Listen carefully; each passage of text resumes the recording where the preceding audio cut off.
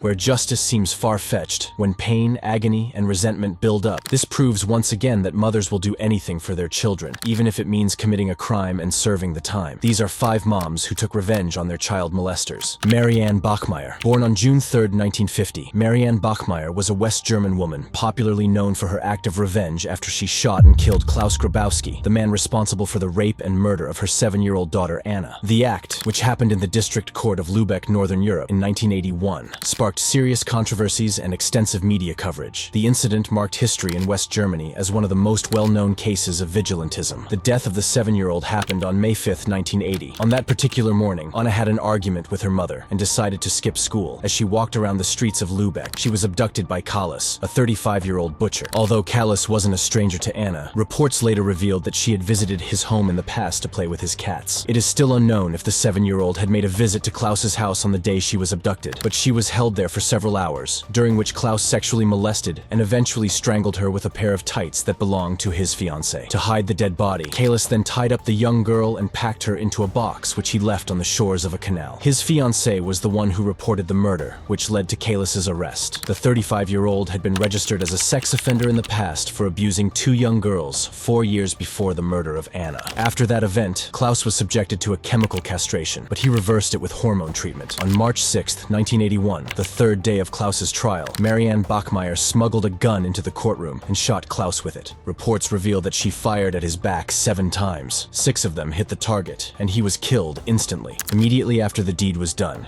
Marianne gave in to arrest. On November 2nd of that same year, she was charged with murder and the unlawful possession of a firearm and sentenced to 6 years in prison, although she only served 3, after which she was released. Ellie Nessler, born August 2, 1952. Ellie was an American woman well known for the shooting and killing of a man accused of molesting her 6-year-old son William on April 2, 1993. The event immediately made headlines and stirred a major controversy in the United States, sparking a national debate on the act of vigilantism and the charges that should be given for it. 35 years Daniel Mark Driver, the victim of Ellie's rage and revenge, worked at a church camp and had 5 previous convictions for child molestation from July 1986 to September 1988. It is still unknown just how many young boys were the victims of the sex offender, but Ellie reported him to the authorities after she noticed her son acting strange when he returned from the camping expedition. After probing him for answers, the young boy revealed the gruesome acts that Mark Driver had performed on him. Reports reveal that Driver had pleaded guilty to multiple counts of sex with minors in the past, but he was released on account of pleas from his church members, who all vouched for his good conduct and character. For justice to be served, Ellie's son, William, had to appear in court himself to testify against Driver, but the young boy expressed his concerns to his mother, being too scared to confront his molester. It was at that point that Ellie decided to take matters into her own hands to eliminate Driver. The court case happened 2 years after her son was molested. During that time, Ellie said she contemplated whether or not to kill him, but finally decided on it when she realized that the justice system wouldn't do well enough to vindicate her son and heal the hurt Driver had caused her family. During the hearing, she pulled a .25 caliber pistol and shot Driver 5 times in the head. After her arrest, she pleaded insanity and served a 10-year sentence, but was released after 3. Benita Lynn Vela. Next on the list is 35-year-old Benita Lynn Vela from Franklin, Indianapolis. Although this mother didn't kill her child molester, she took justice into her own hands and caused him irreversible damage that would scar the teenager for life. The incident took place in December 2013 when Benita and 2 of her friends held a young boy against his will and sliced off his genitals with a box cutter. The victim's name has been removed from all news outlets and posts as a result of his young age, but according to reports, he was her older daughter's boyfriend, who was only 18 years old at the time. How she found out about the molestation of her 2-year-old son was never divulged to the public. Still, when the incident happened,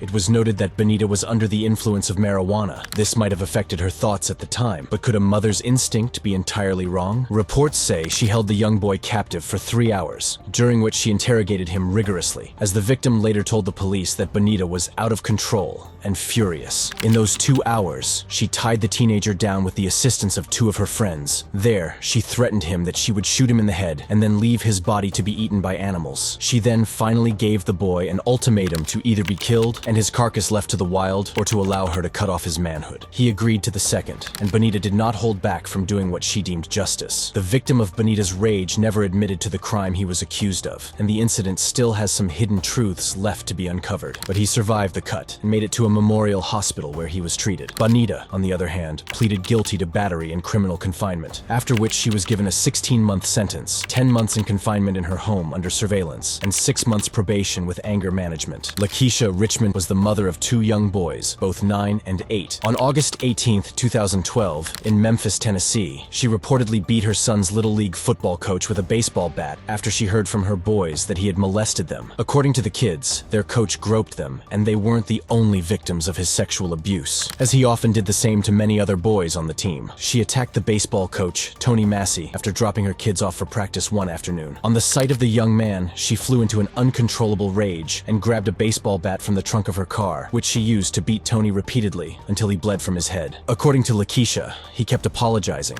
but she wondered why he was sorry if he wasn't guilty. Later that day, Lakeisha was arrested and charged with aggravated assault while the coach was hospitalized, and in the days that followed, his condition worsened. On the other hand, the vengeful mother of 2 spent a few days in detention and was later released. In an interview that followed, she apologized to the public for what she did, although she mentioned that she was not sorry for what happened to her kids. In her mugshot, Lakeisha is seen smiling, saying that if she didn't protect her kids, no one else would. On the other hand, Massey's grandmother was unpleasant by the incident and demanded justice for her grandson against the vigilante mother who took matters into her own hands. Sarah Sands. In November 2014, Sarah Sands stabbed and killed Michael Pleasted, her neighbor, a few weeks after discovering that he had abused her 3 boys. Michael was 77 years old and had 24 previous convictions of sex offenses, which spanned over 3 decades. He then changed his name and moved into a new neighborhood, Sarah's neighborhood. The family welcomed him as a dear friend and extended their home to him. Unknown were the horrors they would suffer from the kind gesture. Her sons, Alfie and Reese, were twins and both 11 years old, with a year older brother Bradley, all victims of the old sexual predator. They waived their rights to animosity during the trial of sexual abuse, and on that account, Michael Pleasted was granted bail and allowed to return to his home. Sarah reported that she felt a pang of agony each time she thought of the old man walking free, and she saw him often since he lived just across the road from them. With built-up resentment, one afternoon, she walked into his apartment and stabbed Michael 8 times, leaving him to bleed to death, and eventually called the police on herself. Sarah got a 4-year jail sentence and was released in 2018. Since then, she's become an advocate campaigning for tighter restrictions on sex offenders and child molesters who change their names, just as Michael Pleasted did.